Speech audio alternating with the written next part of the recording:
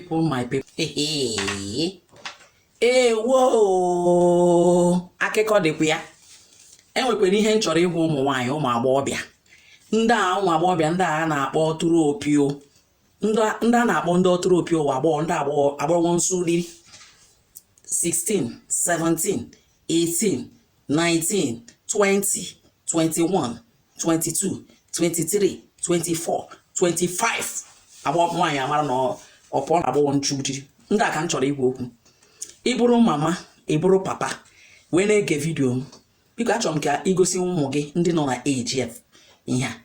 Ọ bụkwa ihe niile na-acha white bụkwa white. Enwere ndị na-acha white mana ọ hypo ka eji asachapụta ya white. Ọ bụkwa ihe niile teto ogologo na-abụ agwọ. Enwere eke nwa agwọ. Ọ bụ efughị ya ihe ogologo. Gịnị ka m ji kwuo enya? Ụfọdụ ụmụ nwaanyị ndị a ụmụ agbọghọ ndị ọtụrụ opio a ọ na-awụ ha na nwoke ha nwe onye ọbụla ha detiri ma ha na onye a metụ ma 4 months arụ a na-atụ ya papa o buru uwe ya niile nye ya o buru ya post we ihe ga na-afụzi na post oh my baby I love you so much my baby ọ chọrọ na ya na ya bịa sị ọsị ya bịa abịa ha eme ka isie itinye na platform na profile gị. Nchọ ka m gwa gị sị gị na ọkwa ihe nọ na profile gị ka eji ama gị. Ọ bụrụ na o mekata nwe maka ịkawa ụmụazị o nwekata nwe ka ihe esi ezi nwe isi gị nwa anwezi ka ị ga-esizi onye maka na ime profile gị ebe ọ dị o nweela ndị were ya ndị otu anyị na-ebugharị vidio wee were ya na-akọ eme nta akụkọ eburu na ya ọ na-ede na gị na ofu onye nke emesịa na onye nke ahụ gbasha ọgụ dosa ịmarala ka asụsụ Igbo si ya dị na kịta na ọkwa nke bụ aka na-agbashọkwa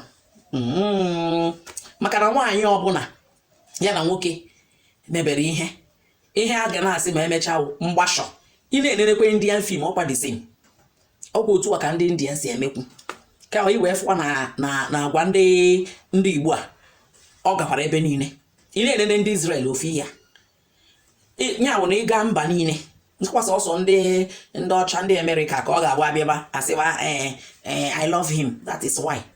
Biko merekwanụ love a ekwekwana ka love chakwa gị n'anya ka ị were nwoke na-anụbeghị anụ kpọba bebi n'ime na ị na-akpụ ya bebi kpọọ ọnya n'ebe ụwa niile nọ. Ọ da-adị mma ka nwata bupụta onwe ya n'ama a na-ajụ sị nwa a ọwụ nwa onye o nwere agwa nwaanyị ga-akpa a ga-ajụ sị ọwụ nwa onye bụ nwa maka ihe agwa ọ kpara na ndị be ndị a ada akpakwa ụdị agwa.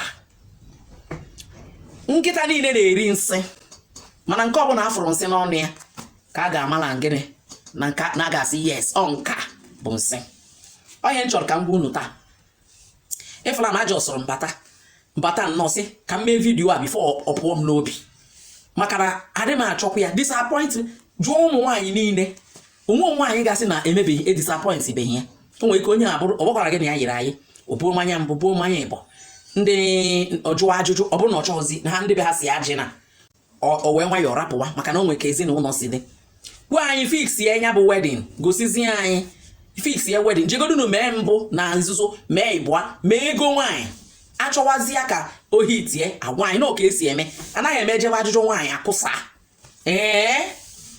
so ọkwa ya ka m ji ekwu biko kwunu nyekwa aka akwụkwọ mana ịmara na ndị ofe mmanụ a na ihe niile ha dị ọdị afọ ha bụ ha n'afọ oyibo na afa bekee ma ọ nọwa afa ndị be ha biuto na ihe ji dị aftawo na anọgodu na di ha mụọ nwa emechi echi nwa ga-abịa keta ihe ọ bụrụkwa n'ala Igbo mụọ ya ọ bụrụ nne gị na nna gị ga-ata afụfụ ya si ị bụrụkwa ọnya ka m ji wee mee vidiyo a n'Igbo ị bụrụ nwa onye Igbo dowe onwe gị asọ ihe ọbụla ị na-ewepụ ya na profaịl gị.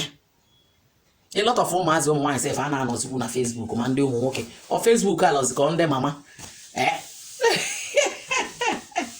ọ ya ka m sị ka m kwuo taa ngwara ndị be anyị ka ọ dị love ada